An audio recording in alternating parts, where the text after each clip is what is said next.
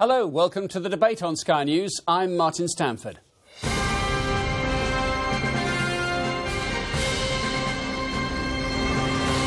Here's our take on some interesting opinion we brought together from America, the UK and around the world this week. Under threat, the FBI warns of a destructive cyber attack in the United States. At risk, what can be done to help exploited children? And taking customer service to new levels of automation. Now, the FBI has warned businesses that hackers have used advanced software to launch destructive attacks in the United States. It follows a devastating cyber attack at Sony Pictures. Well, as usual, the Democrat commentator Jeffrey Robinson is standing by for us in New York. Conservative commentator Armstrong Williams is in Washington, D.C.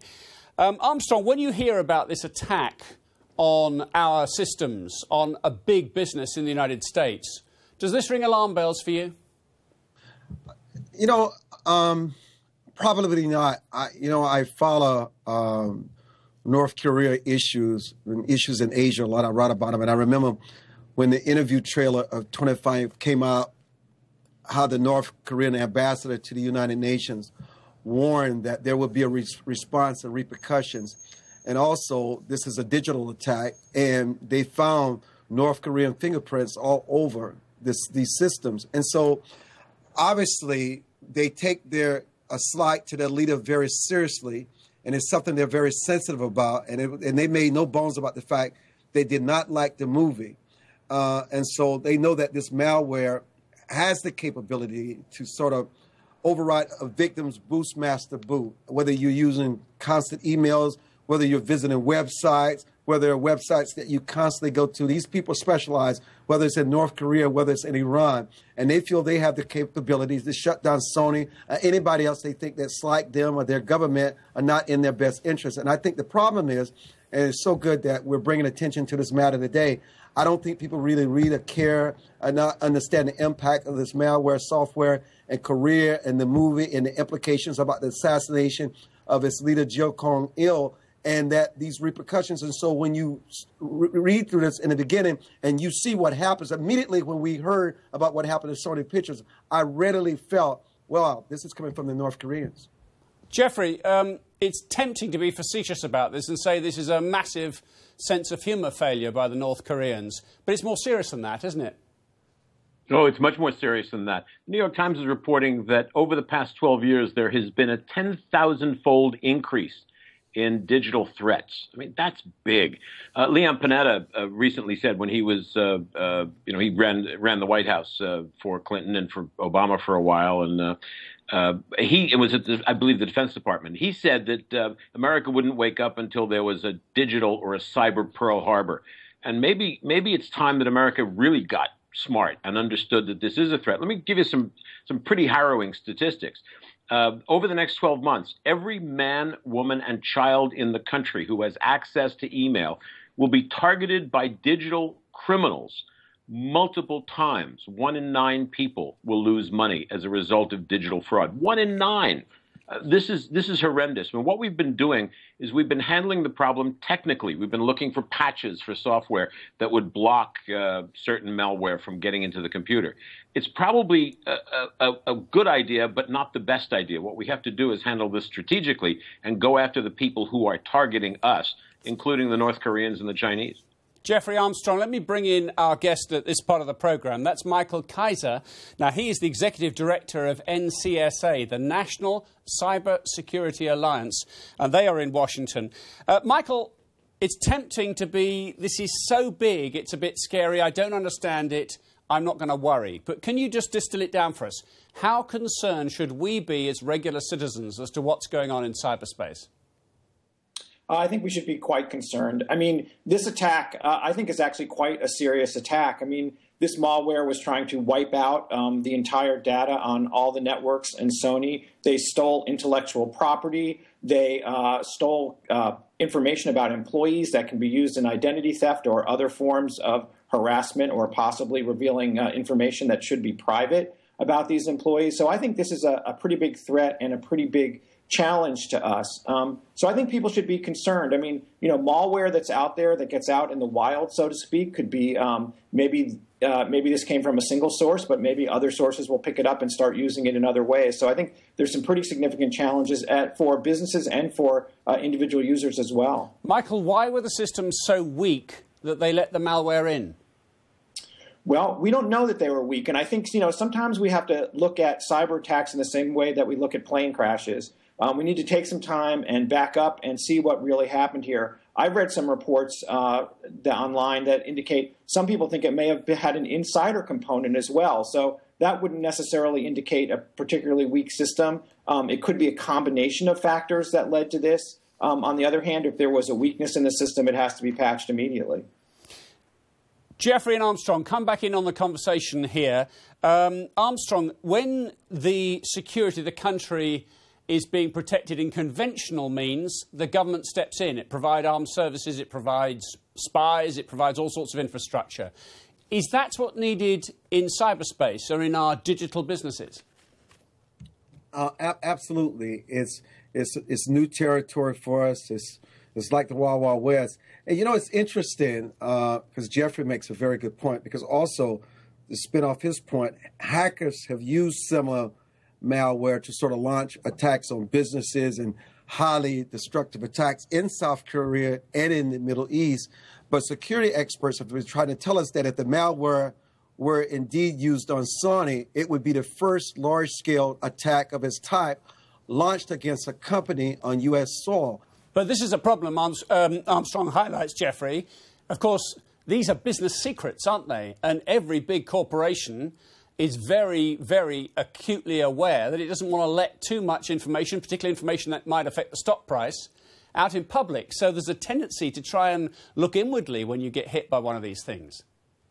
Well, there is that problem, but you understand that if it can work against Sony, it can work against the national grid and turn off all the electricity, turn off all the ATM machines. I mean, this is a very serious thing, but it's not anything new. When the Soviet Union crumbled in 1991, this is now 23 years ago, the CIA in its infinite wisdom said, we better look out for the KGB spies. So they literally electronically tagged all of the KGB spies so they could follow them as they made their way through the rest of the world trying to earn a living being spies for whoever. And what they didn't do was go after the cyber tech guys.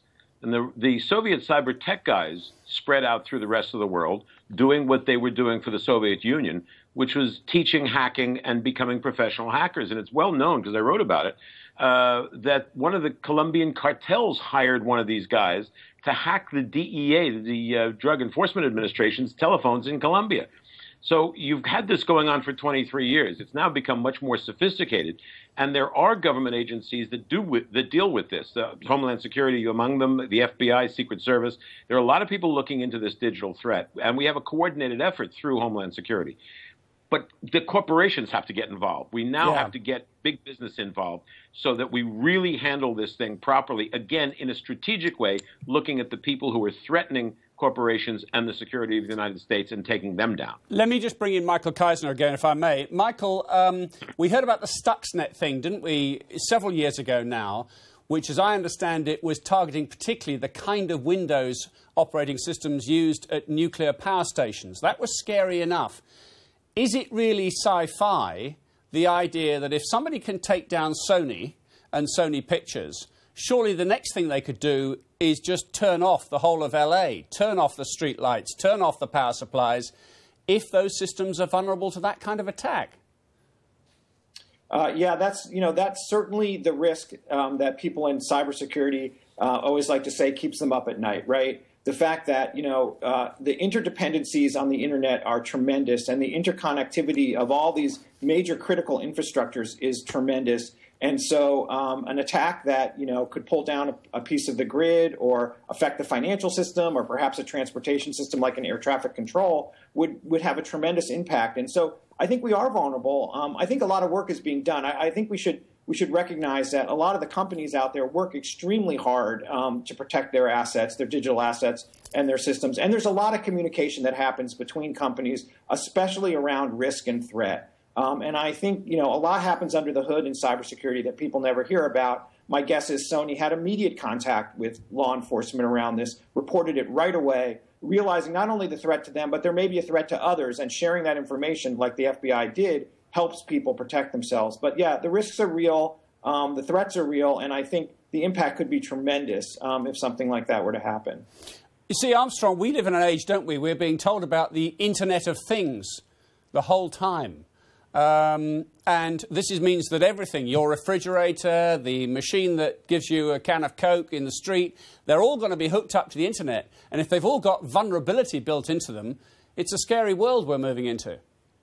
You know, that's interesting because they're taking our communication channels and they're exploiting them, because the advanced cyber attacks that are used in the web today, they use it sort of as a primary threat vector sort of to compromise these key systems, and they perform sort of like these reconnaissance on existing defenses and establish these long-term controls of access, and they steal data. And a lot of times people, why they find this to be very friendly and the communication is quick and expedient, they don't realize that there are those out there that are lurking that want to use these same systems to destroy us. And I'm glad that he mentioned air traffic control, because can you imagine if they were able to get into air traffic control systems around the country and around the world, what kind of havoc they could create in the friendly skies? So yes, and people need to be aware. And that is why, I mean, even in a small business like mine, I mean, people try hacking us all the time because we're in media and we have people always on top of it. Sometimes you'll send you an email. They'll use somebody's email address on a personal level that you know, and you assume that they sent you that email. And once you open it up, it's just doomed. So you have to be forever vigilant, being on the watch. And you can only imagine what these huge corporations like Sony and many of our government entities must do to combat this on a daily basis, and what it must cost. Just one final thought to Michael, if I can.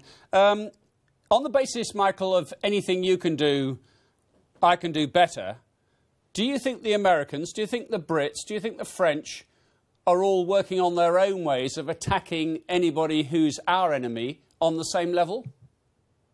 Well, I'm not really privy to that kind of information. No, I know you're not, but I'm just asking you to speculate. Do you think it's likely that if they are attacking our way of life, then our enemies may well get attacked by our spooks? I think it's quite likely. Whether we've launched any attacks, I think, is a question I can't really answer, although there is some indication that maybe Stuxnet had some American fingerprints on it. I think there's no question that we're gearing up to be ready and to be able to do that, and that having that readiness, should it be called on, is something that people are definitely working on and should be working on. This is going to be warfare in the 21st century is going to be electronic to some degree, even if there's a conventional effort in some way as well. So, blocking, stopping, taking down internet prior to, some other kind of attack may become the same as putting up a radar system. So I think definitely people are working on this. It's a scary thought, Michael, but thank you for your contribution today. Jeffrey and Armstrong back with you in a second. Thank you all.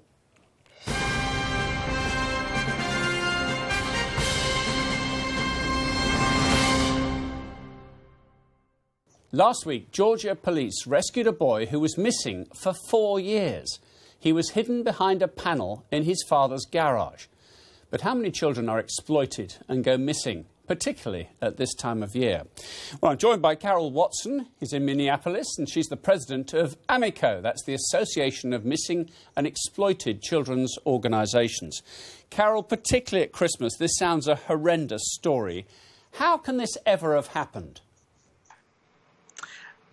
Well, that's a simple case of when two people end a relationship and their children involved. Sometimes the children become pawns in that game of, I'm so mad at you, I'm willing to do anything to get back at you. It's a tragic kind of thing, but it happens all too often. Now, I know, Carol, America's a very big country, but you'd have thought there would be some connection. There would be family members, there would be friends, there would be school friends who might miss somebody, but apparently not. Well, they do, and the search goes on, but often if someone is successful at hiding, the child goes unfound. And And often the people that are actively looking don't have the best tools available. They're nonprofit organizations like the one I work for that have very limited budgets, and police are busy doing other things.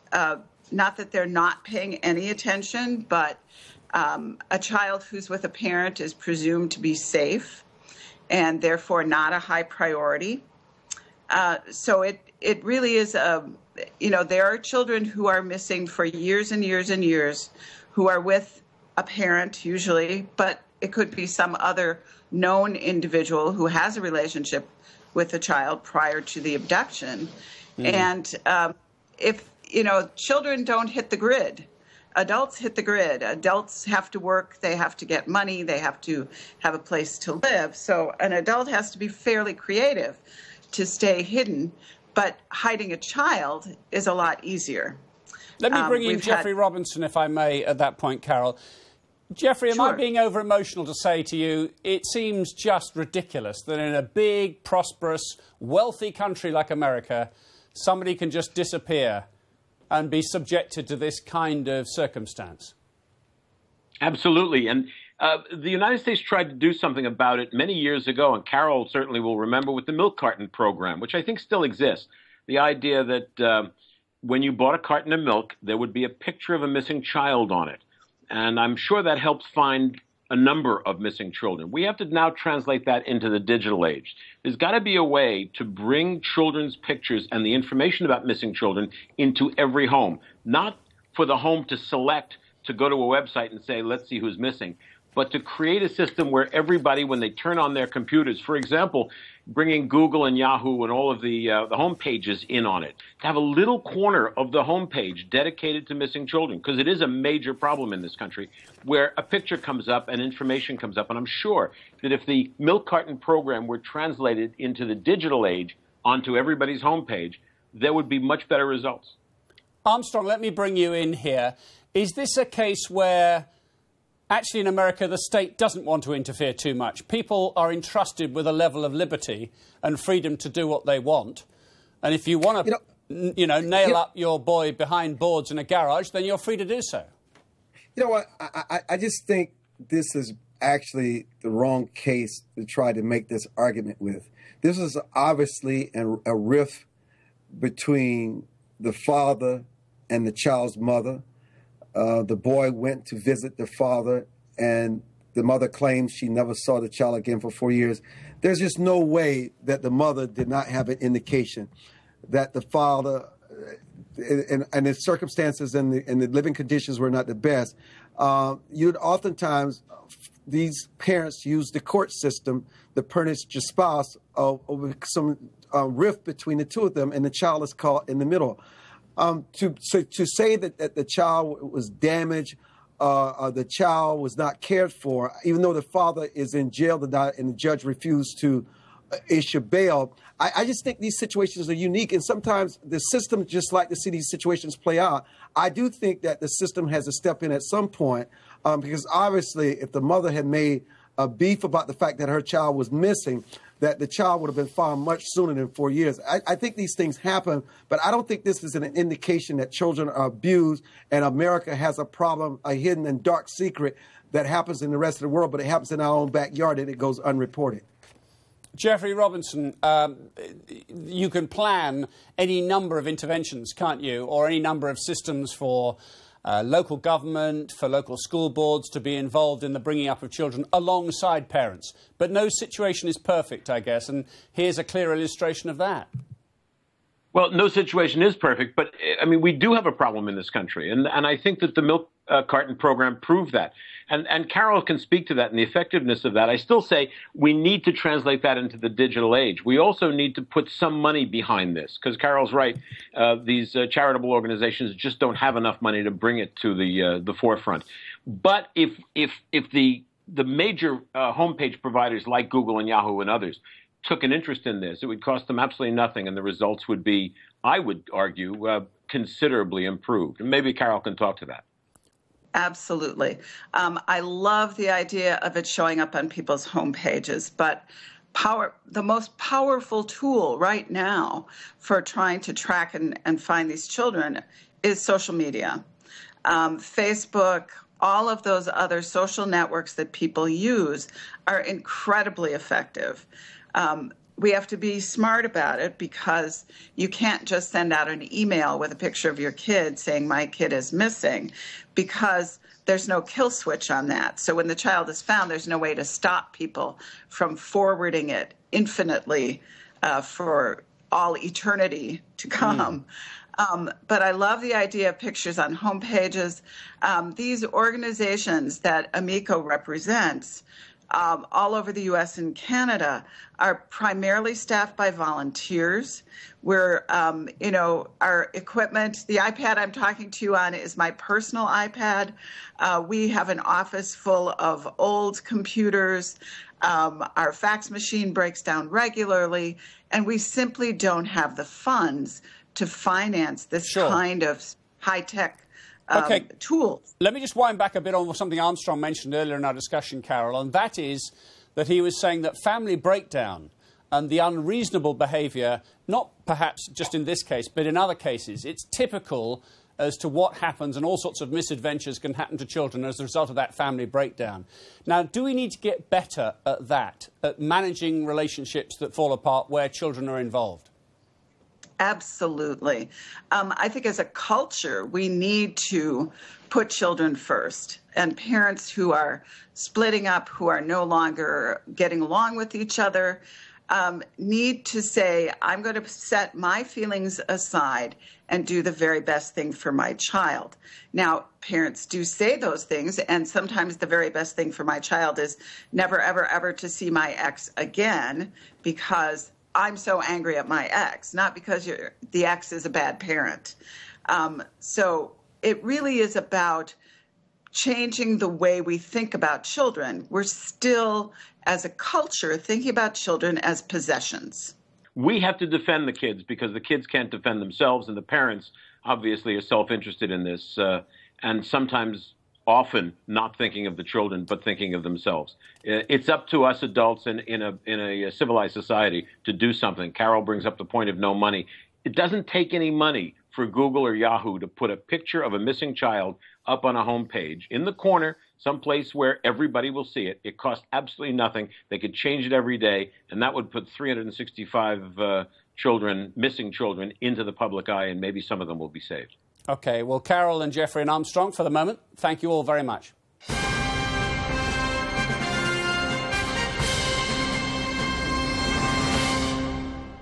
Now, how about this? A hardware store in California has tested out a new shop assistant. It's actually a robot designed to improve customer service by performing tasks like helping a customer find products on the shop floor. Well, let me ask Jeffrey and Armstrong about this. Do you fancy robots taking over your shopping experience? Armstrong, kick us off on this one. You know, it's fascinating because we see it sort of like the superheroes and the things that we watch from Marvel in the movies. And this is nothing new. General Motors has been using robots and many of the car manufacturers for a long time. I do think that some people will assume that it will replace human workers, but there's just some things that robots cannot do that you would have to have a certain degree of a human workforce. But I think this is where technology is going. I think this is where science is going. We need to embrace it. Will it displace workers? Yes, it will displace workers. Will it work out? Will it do better with productivity? These robots are pretty efficient. And the good news about it is that they don't have to go home to their wives or their husbands. They don't have to take bathroom breaks. They don't have to go on vacations. So I think... You're absolutely right, they don't. And this sort of comes just a week or two after the whole Amazon delivery by drone saga, which drags on, Jeffrey. You could be ordering, hey, one of your books, and I can get it delivered to my place of work or my home by lunchtime. Absolutely. I mean, the mechanization of customer service is a very good thing. I mean, look at Siri on the Apple iPhone. I love it. I ask Siri all sorts of questions, some of them pretty obscene, and she gives me the right answers when I'm very naughty with her. The thing is that when you go into a store these days, how often do you say, excuse me, where do I find the widgets? and the clerk says, "Oh, I'm sorry, it's not my section. You know, sorry, sir, not my table," or "I don't know, I'm new. I just, you'll have to ask somebody else." And you can't ever find anybody. I love the idea of being able to ask a robot, "Would you take me to the widget section, please?" And the robot will just get you there. The problem is I saw the picture of these robots being used in the hardware store, and they look like 1950s renderings of what we think robots should look like. Yeah. My answer is very simple. Make them all look like Cameron Diaz, and I'll buy all the hardware she's selling. There's an irony here, though, Armstrong, just a final thought on this, that while this all kind of mechanization is going on the one hand, on the other hand, life as a barista in a coffee shop is taking the world by storm. There seem to be more coffee shops in more parts of the world, and they're all staffed by human beings, not machines. Oh, yes. You know, some things we don't want robots to do for us. They're a little too personal. And that will never change. But I think robots are here to stay. We should get used to the mechanization of it all. I think it's a good thing. And we will just have to wait and see what the drawbacks will be. But I'm sure man is advanced enough to correct those and find something in its stead.